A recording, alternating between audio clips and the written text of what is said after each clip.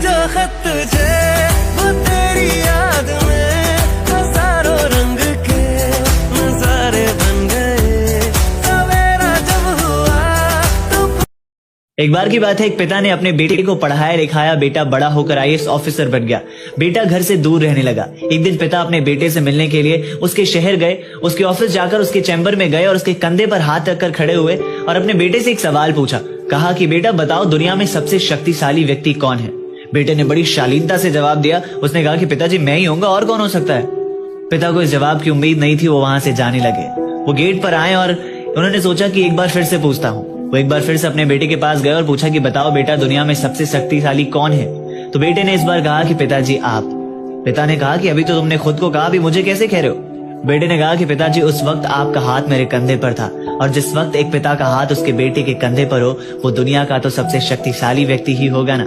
ये सुनकर पिता की आंखों में खुशी के आंसू आ गए। वो कहते हैं ना कि बड़े नसीब वाले होते हैं जिनके कंधे पर पिता का हाथ होता है।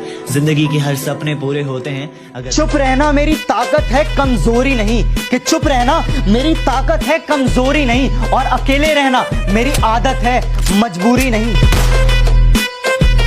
कि कुछ लोग पैरों से नहीं आजकल दिमाग से चलते हैं। कि कुछ लोग पैरों से नहीं आजकल दिमाग से चलते हैं। अरे खुद किसी काबिल नहीं, इसीलिए दूसरों से जलते हैं। तुम्हारा अचानक से फोन रख देना मुझे तकलीफ देता है। तुम्हारा अचानक से फोन रख देना मुझे तकलीफ देता है। अच्छा सच बताना, क्या तुम्हारे दिल में कोई और रहता है? हमारी गलतियों से कभी टूट मत जाना, हमारी नादानियों से कभी रूठ मत जाना। आपकी खुशी ही हमारी जिंदगी है। कि आपकी खुशी ही हमारी जिंदगी है। जिंदगी में कभी हमें भूल मत जाना। मैं अपनी हर खुशी हर गम सिर्फ उसी के साथ बांटता हूँ।